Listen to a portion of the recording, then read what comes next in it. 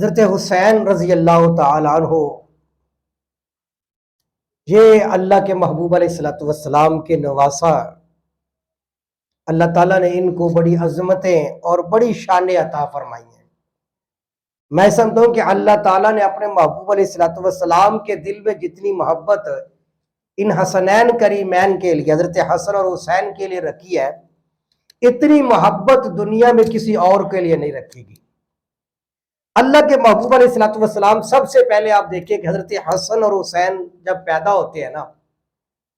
تو حضرت انس رضی اللہ تعالیٰ نے روایت کرتے ہیں کہ آپ علیہ الصلوۃ والسلام نے عقل حسن والحسین کی بشین بکبشین، اللہ کے محبوب علیہ الصلوۃ والسلام نے حسن کے لیے بھی 2 دمبے ذبح فرمائے عقیقہ کے طور پر، اور حضرت حسین کے لیے بھی 2 دمبے عقیقہ کے ذبح فرمائے۔ یہ آپ دیکھیں پہلی محبت جو اللہ کے محبوب علیہ الصلوۃ والسلام کی ہے کہ بیٹے علی کے ہیں، اور عقیقہ جو ہے وہ اللہ کے محبوب علیہ الصلوۃ والسلام فرما رہے ہیں۔ اس سے آپ اندازہ لگا لیں کہ حضور کتنی اہمیت دیتے تھے ان اپنے نواسوں کو۔ اسی طرح اللہ کے محبوب علیہ الصلوۃ والسلام ان کے ساتھ کتنی محبت کرتے تھے کہ حضرت فاطمہ الزہرا کا گھر بالکل حضور کے گھر کے پاس تھے، لیکن حضور پھر بھی حضرت فاطمہ الزہرا کے گھر میں ایک دن میں 2 مرتبہ تشریف لے جایا کرتے تھے، اور جاتے تھے اور حضرت حسنین کریمین کو اپنے پاس بٹھاتے تھے اور اپنی گود میں بٹھا لیا کرتے تھے حسنین کریمین کو، اور ان کے ساتھ بڑی محبت اور بڑا پیار کیا کرتے تھے۔ یہاں تک ایک روایت میں آتا ہے، حضرت عائشہ صدیقہ رضی اللہ تعالیٰ عنہ روایت کرتی ہیں کہ اللہ کے محبوب علیہ الصلوۃ والسلام ایک دفعہ گھر سے نکلتے ہیں تو فاطمہ الزہرا کے گھر کے پاس سے گزر رہے ہوتے ہیں، تو حضرت حسین کے رونے کی آواز اللہ کے نبی کو آتی ہے، تو اللہ کے نبی علیہ الصلوۃ والسلام سیدھے فاطمہ الزہرا کے گھر میں جاتے ہیں اور جا کر فرماتے ہیں کہ ہے فاطمہ، حسین رو رہا ہے اور تمہیں نہیں پتا کہ حسین کے رونے کی وجہ سے مجھے تکلیف ہوتی ہے۔ تو اندازہ لگے کہ حسین اگر روتے تھے تو آپ علیہ السلام پریشان ہو جایا کرتے تھے، اور حسین اگر نظر نہیں آتے تھے تو حضور پھر بھی پریشان ہو جایا کرتے تھے۔ کتنی محبت ہے۔ حدیث مبارکہ میں آتا ہے کہ اللہ کے محبوب علیہ الصلوۃ والسلام ایک مرتبہ مسجد نبوی میں منبر پر خطبہ دے رہے ہوتے ہیں، اور حضرت حسین جو ہے وہ مسجد نبوی کے باہر کی طرف سے آتے ہیں، تو اللہ کے محبوب علیہ الصلوۃ والسلام ان کو دیکھتے ہیں، حسنین کریمین کو دیکھتے ہیں، تو آپ علیہ الصلوۃ والسلام خطبہ چھوڑ کے آپ ان کو آ کر پکڑ لیتے ہیں، اور پھر آپ منبر پر فرماتے ہیں کہ واقعتاً اللہ نے یہی کہا ہے کہ مال اور اولاد بندے کی آزمائش ہوتی ہے۔ یعنی میں خطبہ دے رہا تھا، لیکن جب میں نے ان بچوں کو دیکھا، اپنے بچوں کو، تو ان کا لڑکھڑانا اور گرتے ہوئے کہیں گر نہ جانا اس نے مجھے بے چین کر دیا، میں منبر چھوڑ کر ان کو پکڑنے کے لیے چلا گیا۔ اتنی محبت اللہ کے محبوب علیہ الصلوۃ والسلام کیا کرتے تھے۔ بلکہ مجھے ایک واقعہ یاد آ گیا کہ اللہ کے محبوب علیہ الصلوۃ والسلام مسجد نبوی کے اندر تشریف فرمائے، آپ صحابہ کرام کو مسائل بتا رہے تھے، ام ایمن بھاگتی ہوئی آتی ہے اور عرض کرتی ہیں یا رسول اللہ صلی اللہ علیہ وسلم، حسن اور حسین دونوں گم ہو گئے ہیں۔ یعنی فاطمہ الزہرا نے بھیجا ان کو کہ وہ مل نہیں رہے، تو اللہ کے محبوب علیہ الصلوۃ والسلام کھڑے ہوتے ہیں اور آپ صحابہ کرام کو حکم دیتے ہیں کہ سارے صحابہ چلو اور جا کے حسن اور حسین کو جا کر تلاش کرو۔ راوی کہتے ہیں کہ حضور علیہ الصلوۃ والسلام جس راستے پر جا رہے تھے تو میں بھی آپ کے پیچھے پیچھے چلا گیا، اور آپ پہاڑ کے دامن میں پہنچے نا، تو وہاں پر آپ نے دیکھا کہ حضرت حسن اور حسین دونوں آپس میں گلے ملے ہوئے ہیں، اور ان کے پاس ایک سانپ بھی کھڑا ہوا ہے۔ تو جب اللہ کے محبوب علیہ السلام نے سانپ کو دیکھا تو حضور سانپ کی طرف بڑھے تو سانپ وہاں سے بھاگ جاتا ہے، اور جب حضور جاتے حسنین کریمین کے پاس تو دیکھتے کہ دونوں کے اوپر پسینہ آیا ہوتا ہے، تو آپ علیہ الصلوۃ والسلام کپڑے سے ان کا پسینہ خشک فرماتے ہیں اور ان کو گلے لگاتے ہیں، اور گلا لگانے کے بعد فرماتے ہیں کہ بھئی تم دونوں کی کیا عزت اور اکرام اللہ کی بارگاہ میں تم دونوں کا ہے۔ یعنی جب حسین گمے تو حضور پریشان ہو گئے۔ اس قدر حضرت حسنین کریمین کے ساتھ اللہ کے محبوب علیہ الصلوۃ والسلام محبت فرمایا کرتے تھے۔ ایک حدیث میں آتا ہے کہ اللہ کے محبوب علیہ السلام نے فرمایا کہ حضرت حسن اور حسین جنت کے نوجوانوں کے سردار ہیں۔ حضرت حذیفہ رضی اللہ تعالیٰ عنہ، یہ آپ علیہ السلام کے بڑے جلیل القدر صحابہ کرام میں سے، بلکہ حضرت حذیفہ وہ ہے جن کو رازدار مصطفیٰ کہا جاتا ہے، یعنی حضور کی جو راز کی باتیں تھی نا وہ بھی ان کو پتا ہوا کرتی تھی جو کسی اور کو نہیں پتا ہوتی تھی۔ حضرت حذیفہ اپنا ایک واقعہ سناتے ہیں کہ میری والدہ نے مجھ سے پوچھا کہ حذیفہ حضور کے پاس جانا تمہارا کیسا ہے؟ حضرت حذیفہ کہتے ہیں کہ میں نے کہا امی جان حضور کے پاس آنے جانے میں کمی پیشی ہو جاتی ہے، سستی ہو جاتی ہے، تو میری والدہ ناراض ہوگی کہ تم جایا کرو حضور کے پاس۔ تو میں نے کہا امی جان مجھے اجازت دے دے، آج مغرب کی نماز میں مسجد نبوی میں پڑھ لوں گا حضور کے پیچھے۔ حضرت حذیفہ فرماتے ہیں کہ پھر میں حضور کی بارگاہ میں آیا اور نماز مغرب آپ کے پیچھے ادا فرمائی، تو آپ مغرب کی نماز کے بعد آپ نفل نماز پڑھنا شروع ہو گئے۔ اتنی دیر تک پڑھتے رہے کہ عشاء کی نماز کا وقت ہو گیا، پھر آپ نے عشاء کی نماز پڑھائی، اور عشاء کی نماز پڑھانے کے بعد میں حضور جب گھر کی طرف جا رہے تھے تو میں حضور کے پیچھے پیچھے چل پڑا، اور جب میں حضور کے پیچھے چل رہا تھا تو فَسَمِعَ صَوْتِي، آپ علیہ السلام نے میرے چلنے کی آواز کو سن لیا، تو آپ نے فرمایا بھی کون ہے پیچھے؟ حذیفہ ہے؟ میں نے عرض کی جی ہاں یا رسول اللہ صلی اللہ علیہ وسلم میں حذیفہ ہوں۔ تو اللہ کے نبی نے فرمایا کہ حذیفہ اللہ تیری بھی بخشش فرما دے، تیری والدہ کی بخشش بھی فرما دے۔ حضرت حذیفہ فرماتے میں اپنے گھر میں کہہ کے آیا تھا کہ میں حضور کی بارگاہ میں جا کر اپنے لیے بھی دعا استغفار کرواؤں گا اور امی جان آپ کے لیے بھی دعا استغفار کرواؤں گا، لیکن جب حضور نے مجھے فرمایا کہ تم حذیفہ ہو تو حضور نے خود ہی ارشاد فرما دیا کہ حذیفہ اللہ تیری بھی مغفرت فرمائے اور تیری والدہ کی بخشش فرما دے۔ آپ نے یہ فرمایا، اور ساتھ میں آپ نے فرمایا کہ حذیفہ یہ ابھی ابھی میرے پاس ایک فرشتہ آیا ہے، اور یہ فرشتہ وہ ہے کہ جو کبھی پہلے نہیں آیا زمین پر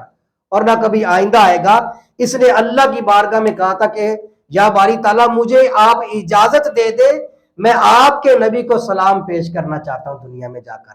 تو یہ ابھی مجھے سلام پیش کر کے جا رہا ہے، اور ساتھ میں مجھے اس نے یہ کہا ہے کہ فاطمہ تو سیدۃ النساء اہل الجنہ، کہ میری بیٹی فاطمہ جو ہے نا وہ جنت کی نوجوانوں کی عورتوں کی سردار ہے، اور میرے بیٹے حسنین کریمین دونوں جنت کے نوجوانوں کے سردار ہے۔ یہ فرشتہ مجھے یہ بھی خبر دے کے جا رہا ہے۔ یہ شان اور عظمت جو ہے نا وہ حضرت حسنین کریمین کی یہی وہ چیزیں تھی کہ اللہ کے نبی کے دل میں محبت بہت زیادہ تھی، اور میں سمجھتا ہوں کہ یہ محبت اتنی زیادہ کس وجہ سے تھی۔ ایک تو یہ کہ اللہ کے محبوب علیہ السلام کے اپنے جو 3 بیٹے تھے نا، ابراہیم، قاسم اور عبداللہ، وہ تینوں بچپن ہی کے اندر چکے انتقال فرما گئے تھے، تو حضور کی 4 بیٹیاں تھیں، اور بیٹے کے ساتھ ایک باپ کی محبت ہوتی ہے، آپ کی چاہت ہوتی ہے، تو وہ جو حضور کا اپنا بیٹا نہیں تھا تو حضور کی وہ ساری محبت بھی حسنین کریمین کی طرف جھک گئی، اس لیے حضور حسنین کریمین سے بڑی محبت فرمایا کرتے تھے۔ پھر یہ کہ حضرت ام سلمہ والی جو روایت ہے کہ محبت اتنی کیوں تھی، کہ ام سلمہ کی جو روایت آتی ہے کہ اللہ کے محبوب علیہ السلام نے فرمایا کہ اے ام سلمہ تم دروازے پر کھڑی ہو جو، ابھی ایک فرشتہ آنا میرے پاس۔ حضرت ام سلمہ فرماتی کہ میں دروازے پر کھڑی ہوگی، تو حضور اندر کمرے میں تھے، تو حسنین کریمین میں سے حضرت حسین جو ہے وہ بھاگتے ہوئے آئے، اور میں نے ان کو روکا کہ بھی حضور نے منع کیا ہے، لیکن وہ پھرتیلے تھے۔ حضرت ام سلمہ فرماتے کہ میرے روکتے روکتے بھی وہ اندر چلے گئے، لیکن میں دروازے پر کھڑی رہی۔ کچھ دیر کے بعد حضور کے رونے کی آواز آ گئی، تو جب میں اندر گئی تو میں نے کہا یا رسول اللہ کیا ہوا ہے؟ تو اللہ کے محبوب علیہ السلام نے فرمایا کہ مجھے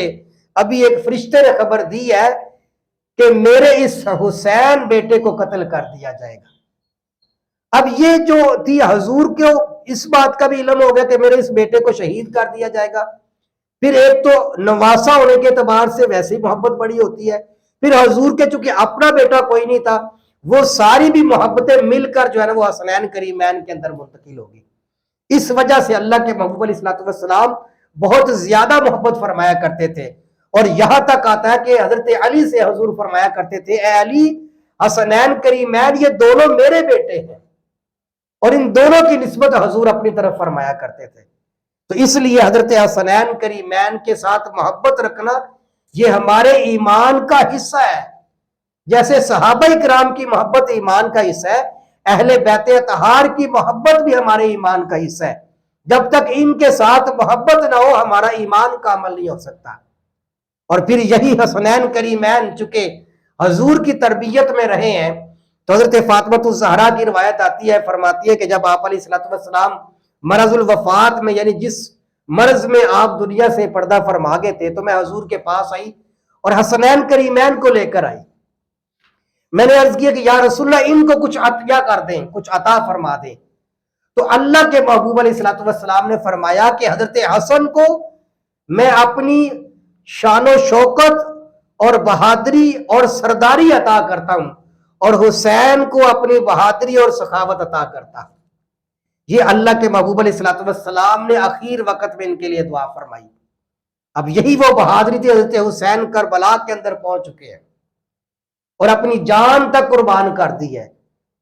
لیکن دین کس طریقے سے امت تک پہنچایا